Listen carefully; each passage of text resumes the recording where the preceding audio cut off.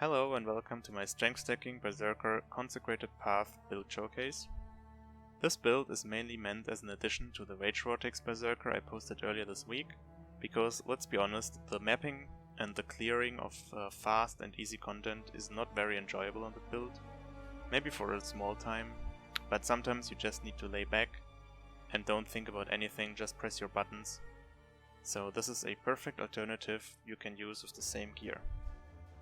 Consecrated Path is an attack that deals damage in a big area and teleports you to the nearest enemy at the curse's location. So it's kinda like Flicker Strike, and we pretty much use it the same way to just teleport over the map and one-shot everything, being one of the fastest mapper you can imagine. The main disadvantage of this skill is probably that its damage is quite low, and it needs a lot of AoE to really clear effectively, which makes the damage even lower.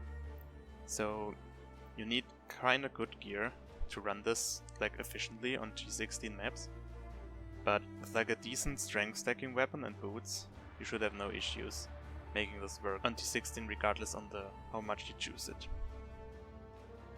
The only thing you need to change from the Rage Vortex build is put out Fire Penetration, Rage Vortex and Elemental Focus, and we get our Consecrated path in, we get Inspiration in to be able to sustain the mana, and Awakened Increased Area of Effect just for more AoE.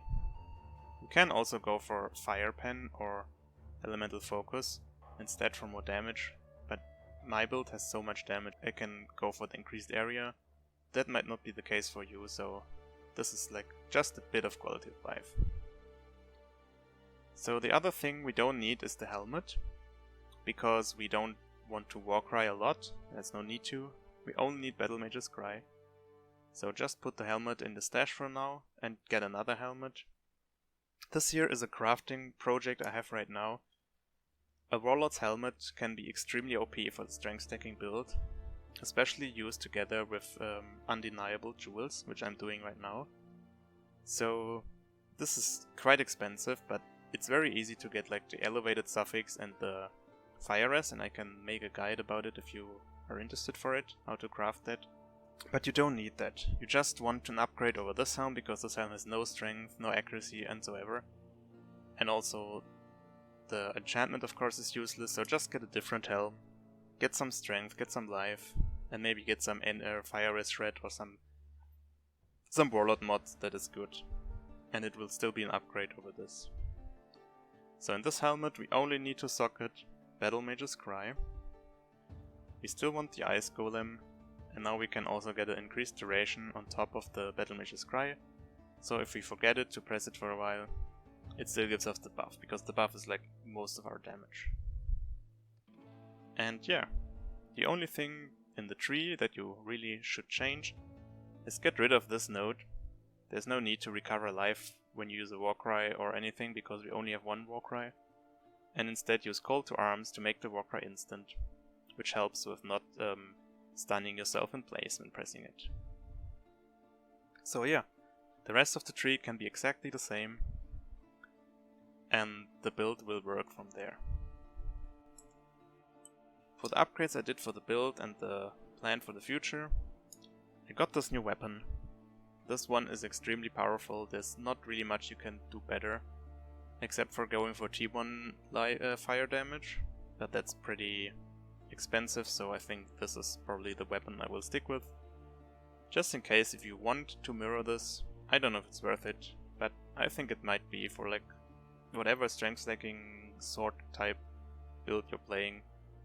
You can do this for free, just ask me in game. I bought a Mage Blood.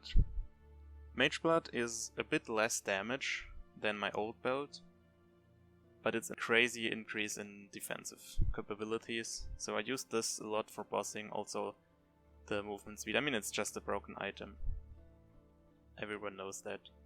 So I just want to show that you can use Mage Blood in this build without any issues. It's probably, like in terms of quality of life, still a huge upgrade. You can almost not die with this and the triple Ele Flask in the Uber bosses, which makes them way easier for the ones you don't face instantly, like Uber Elder, which is, without the Mage Blood, by far the hardest for this build.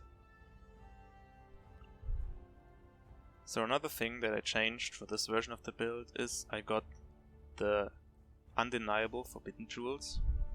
Those are quite expensive, but they give in this version of the build like 120% attack speed, which is incredible amount and makes the build just more smooth, more fun to zoom around faster.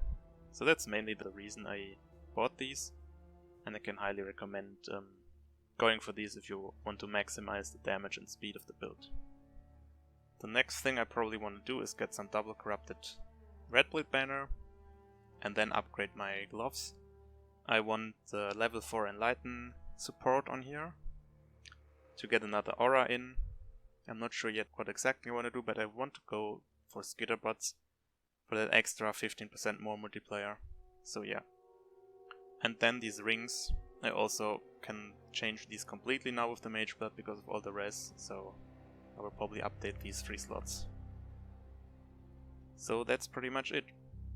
If you're here and saw the guide, you wonder why I didn't explain a lot, just watch my other video. Everything I didn't talk about is exactly the same as in that video. So yeah. I hope you like it. If you want to see some more things about the strength stacking fire Berserker, write me in the comments. I might do a speed run of all Uber bosses. Maybe we can like see who is the fastest or something. That would be interesting, like new challenge in the game maybe. Or maybe some 6-man HP bosses. I don't know. Like normal Uber bosses are quite not that challenging anymore for this level of gear, so I need some new ideas.